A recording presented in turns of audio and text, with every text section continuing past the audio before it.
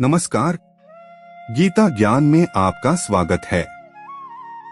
आज हम जानेंगे अध्याय 18 के श्लोक 18.16 से 18.30 तक का अर्थ। तत्रैवं सति कर्तारमात्मान केवलं तु यह क्षत्यकरित बुद्धित्वान् स पश्यति दुर्मतिः। इसका अर्थ है, परंतु ऐसे 5 हेतुओं के होने पर भी जो उस कर्मों के विषय में केवल शुद्ध आत्मा को कर्ता मानता है, वह दुर्मति ठीक नहीं समझता, क्योंकि उसकी बुद्धि शुद्ध नहीं है। यस्य नाहंकृतो भावो बुद्धिर्यस्य न लिप्यते हत्वापि स इमान् लोकान् न हन्ति न निबध्यते। इसका अर्थ है, जिसका अहंकृत भाव नहीं है और जिसकी बुद्धि लिप्त नहीं होती, वह इन संपूर्ण प्राणियों को मारकर भी न मारता है और न बंधता है। ज्ञानं ज्ञेयं परिज्ञाता त्रिविधा कर्मचोदनाकरणं कर्म कर्तेति त्रिविधा कर्म संग्रह। इसका अर्थ है, ज्ञान, ज्ञेय और परिज्ञाता, इन तीनों से कर्म प्रेरणा होती है तथा करण, कर्म और कर्ता, इन तीनों से कर्म संग्रह होता है। ज्ञान कर्म च कर्ता च त्रिधैव गुणभेदतः प्रोच्यते गुण संख्याने यथावत् श्रेणु तान्यपि। इसका अर्थ है, गुण संख्यान, गुणों के संबंध से प्रत्येक पदार्थ के भिन्न भिन्न भेदों की गणना करने वाले शास्त्र में गुणों के भेद से ज्ञान और कर्म तथा कर्ता तीन प्रकार से ही कहे जाते हैं, उनको भी तुम यथार्थ रूप से सुनो। सर्वभूतेषु येनैकं भावं व्यमीक्षते विभक्तं विभक्तेषु तज्ज्ञानं विद्धि सात्विकम्।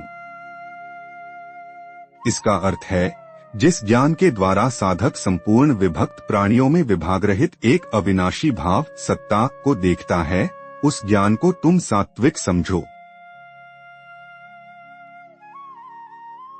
पृथक्त्वेन तु यज्ज्ञान नानाभावान् पृथग्विधान् वेत्ति सर्वेषु भूतेषु तज्ज्ञानं विद्धि राजसम्। इसका अर्थ है, परंतु जो ज्ञान अर्थात जिस ज्ञान के द्वारा मनुष्य संपूर्ण प्राणियों में अलग अलग अनेक भावों को अलग अलग रूप से जानता है, उस ज्ञान को तुम राजस समझो।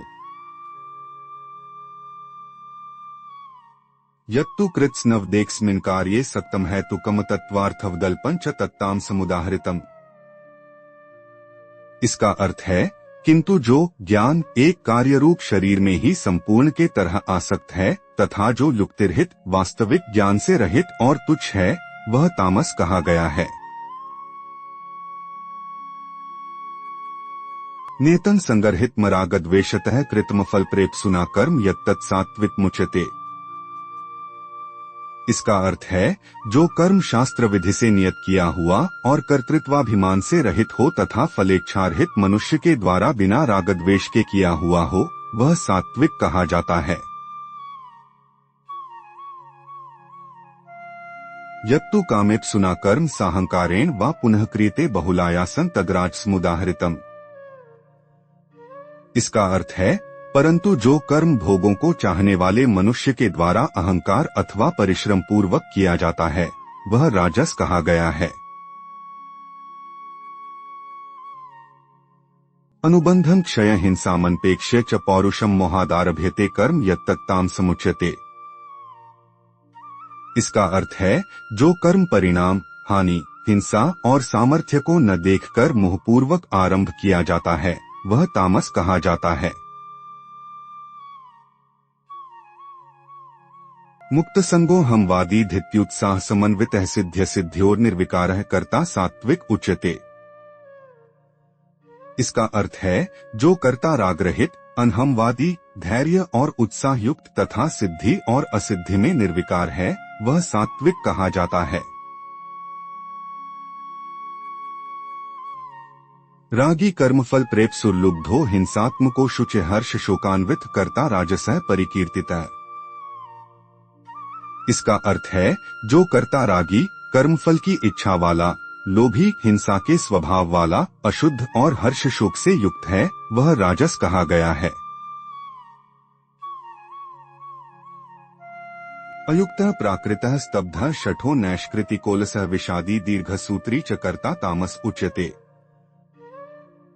इसका अर्थ है, जो कर्ता असावधान, अशिक्षित, ऐंठकड़ वाला, जिद्दी, उपकारी का अपकार करने वाला, आलसी, विषादी और दीर्घसूत्री है, वह तामस कहा जाता है।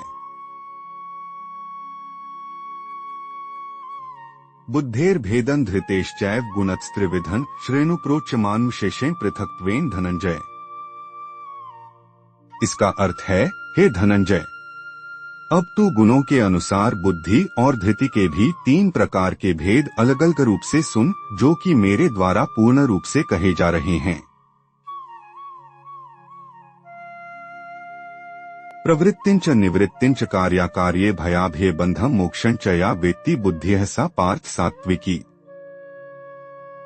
इसका अर्थ है, हे पृथानंदन, जो बुद्धि प्रवृत्ति और निवृत्ति को, कर्तव्य और अकर्तव्य को, भय और अभय को तथा बंधन और मोक्ष को जानती है, वह बुद्धि सात्विकी है।